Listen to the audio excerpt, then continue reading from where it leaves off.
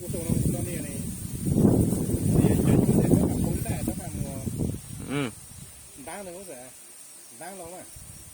Lâu mà.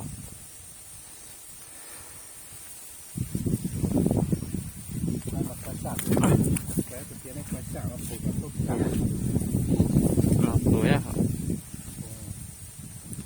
Ô đã nói nhà nó ở nhà của nó thì tiền lộc y lỗi đấy nhà ta thế là Hôm nay đi quay phim cho cái thằng ông báo hỏi hỏi này nhá.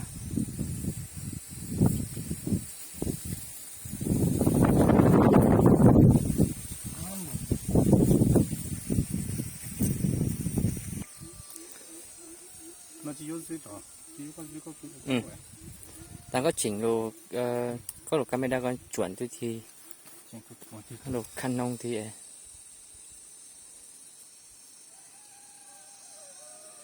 thăng bằng bọt nước.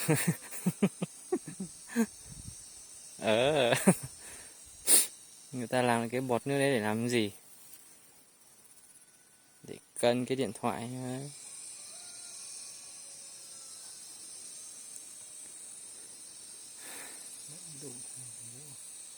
nó nặc cải này cải kia Chỉ cái đấy. mới đổ hai Không sao. Quá nét luôn. đổ này Được đấy.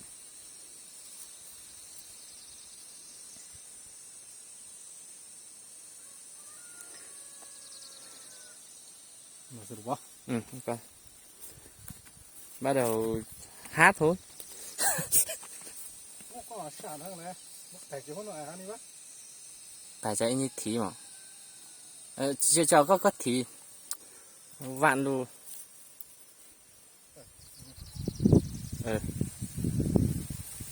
quay á Rồi, quay ra mà. Từ từ xem nào.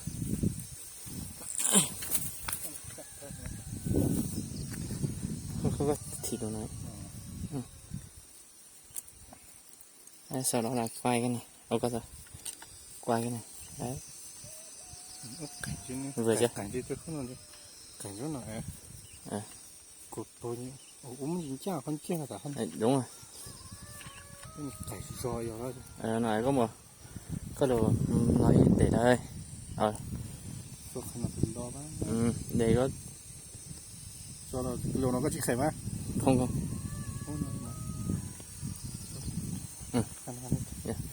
Nó có cho gì cho hay may hả? rồi gì là của chính này Chỉ là càng tốt, được chưa? được tốt hơn là thế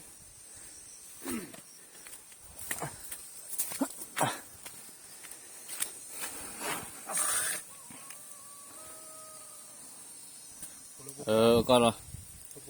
Phục rồi. Quá là đẹp luôn. Chị đuổi. Thôi cái nó không ấy. Chỉ đấy không sao như thế chứ. Được chưa?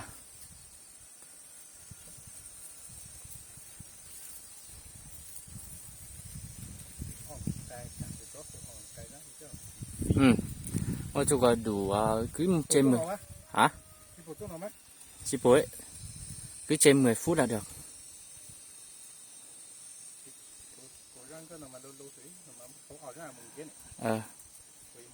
Đây mai cái này.